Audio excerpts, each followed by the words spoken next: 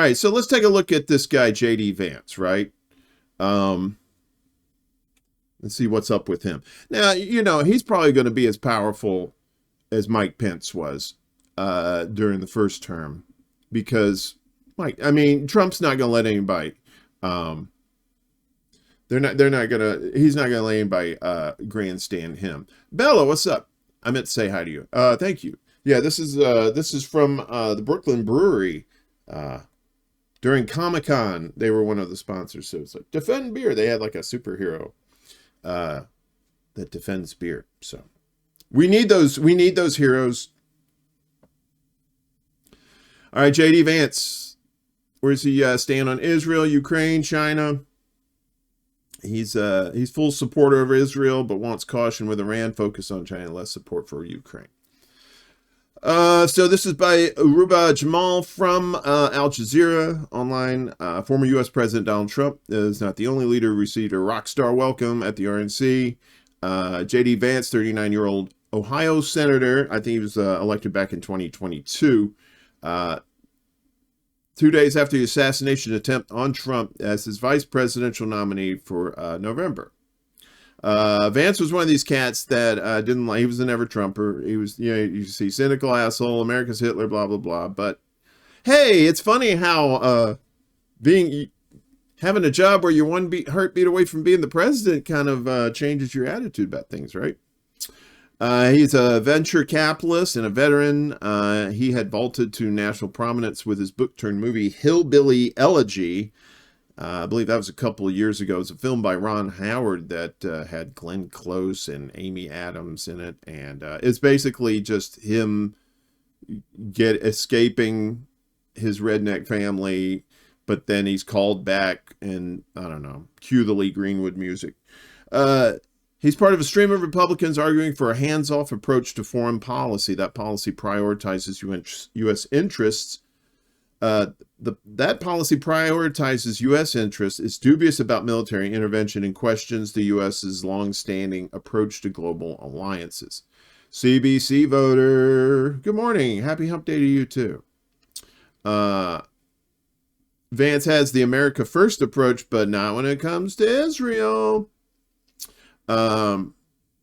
His foreign policy can be surmised as American first with an Israel exception. When Hamas carried out its attack on October 7th, Vance pinned blame on the Biden administration for enabling the Palestinian group. Americans must face the stark truth. Our tax dollars funded this. And the tax dollars are funding their genocide, too.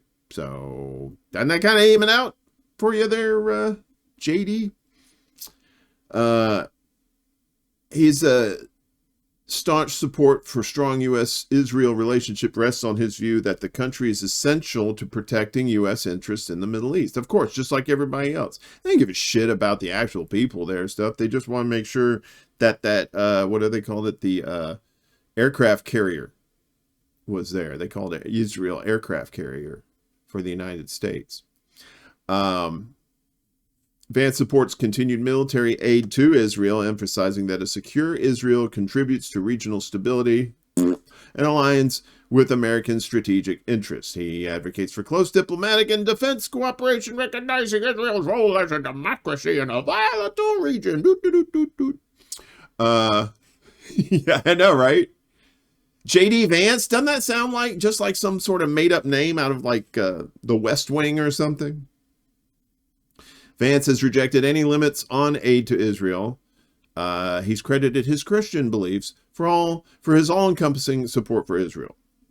That's good. You want a guy a heartbeat away from the presidency, believing in storybooks. A majority of citizens of this country think that their savior, and I count myself Christian, was born, died, and resurrected in that narrow little strip of territory off the Mediterranean, he said in a speech delivered at the Quincy Institute in May. So yeah, he's kind of a fuckface when it comes to Israel. But he's previously said that he's opposed to any direct U.S. strikes on Iran unless the Iranians directly attack U.S. troops. Although I'm sure that rhetoric is changing now that we'll have to wait to see what he says tonight. If you're into that sort of thing. I don't watch his things. I usually just watch, the I usually just watch, the clips because I can't stomach watching that whole shit. But if you do, God bless you. He's repeatedly questioned the U.S. involvement in various conflicts in the Middle East. He believes many of these interventions have not only failed to achieve their objectives, but also drained American resources and lives. He said we should be cautious about engaging in foreign conflicts unless there is a clear direct threat. But that's the thing. Now it's like, we have, ever since 9/11, we could just go in where we want and say, oh, there might be a threat. It's like, okay, the United States, they know what they're talking about.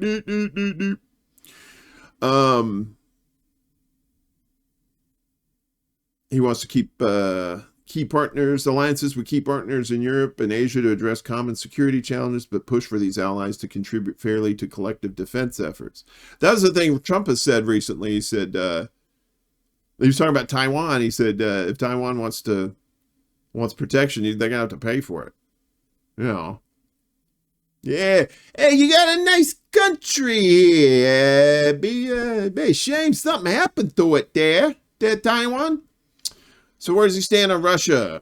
Russia's war in Ukraine. Vance is against the U.S. providing funds to Ukraine amid the war with Russia. At a recent speech at the National Conservatism Conference, Vance said U.S. involvement in Ukraine, quote, had no obvious conclusion or even objective that we're close to getting accomplished. Again, he says this now. But once he's in office, I'm sure, because we've seen it before, they talk this rhetoric, and then once they get into office, it's total. Oopsie, did I say that? Oh, man, I must have been drinking. He's pushed Europe to take on a larger share of military defense so the U.S. can concentrate on tackling what it sees as threats posed by China, right? They want those chips. They want those, the computer chips. They pricey. They want them.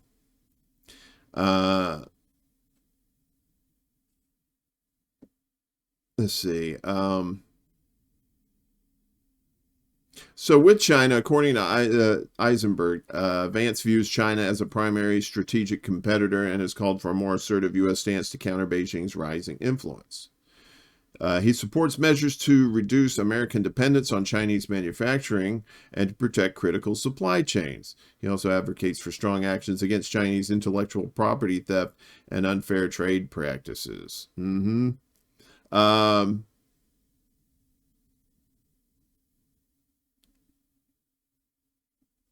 As for other items here, he says he's in line with his views about focusing primarily on China, that U.S. should pivot away from Europe. Additionally, Vance has criticized Britain's Labour Party after it came back to power under newly minted Prime Minister Keir Starmer. Well, I mean, Keir Starmer might as well be Joe Biden with his facilities or his faculties, whatever it's called.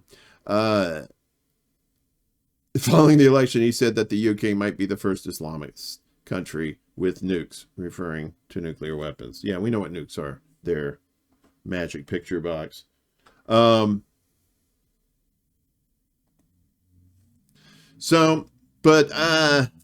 Like I said, he says he don't want to pick a fight with Iran, but our boy Dave DeCamp over at antiwarnews.com, the hardest working man in independent media, it seems like, because he's all over the place. But he's got it right here.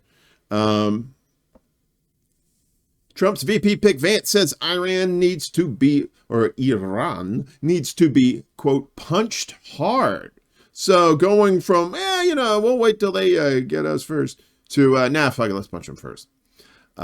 He said he thinks Trump will bring the Ukraine war to an end so the U.S. can focus on China, which he labeled the biggest threat. Right. J.D. Vance took a hawkish tone toward Iran in an interview following the news that he'd been selected as Trump's VP, his running mate for November. He says the most important part of the Trump doctrine on foreign policy is you don't commit America's troops unless you really have to. But when you do, you punch and you punch hard. Vance told Fox News. A lot of people recognize that we need to do something with Iran, but not these weak little bombing runs, Vance said, apparently referring to President Biden's airstrikes against Shia militias in Iraq and Syria. If you're going to punch the Iranians, you punch them hard, and that's what Trump did when he took out Soleimani, he said, referring to the 2020 assassination of Iranian General Soleimani. And also, I'm not gonna report this. You people want to look this up. Actually, wait a minute. Was that in the? No. Okay. Yeah. So there's the what is they said? Intelligence officials say that Iran was trying to take out Trump on Saturday. So, that would fit well into the narrative, wouldn't it? Vance claimed that Soleimani's assassination brought peace to the region, but the incident brought the U.S. and Iran to the brink of a full-blown war. Iran responded by firing a volley of missiles at a U.S. base in Iraq, which caused traumatic brain injuries but didn't kill any Americans. 2 months later, in March 2020, a rocket attack in Iraq, the U.S. blamed on Iranian allied Shia militias, killed 2 U.S. troops and 1 British soldier. Vance accused Biden of doing nothing about Iran. You have the infrastructure there sitting there to weaken Iran, to strengthen our ally, Israel. Joe Biden's done nothing with it. Donald Trump would reinvigorate it. Of course he would, because Donald Trump's a big old cuck for Israel. I like Israel. Israel's a good Israel. I want more Israels. Let's have more Israels. We have a whole chain of Israels. Israel's good. Much chains. Discussing Israel's genocidal war in Gaza, Vance claimed Biden was not helping Israel, even though the president has provided huge amounts of military aid and significant political support.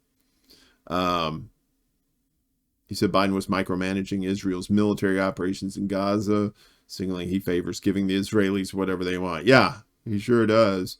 Yeah. And this is all part of the political theater. They say garbage like this, you know it's true. It's like these people calling Biden a communist. Jeez, just stop. All right. What did Michael Jordan say? Please stop. Get some help. So he's pretty much, let's get the hell out of Ukraine so we can go fuck up China. And Israel, keep it going.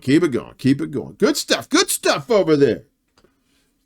Good stuff with your friend named Jenny, last name side.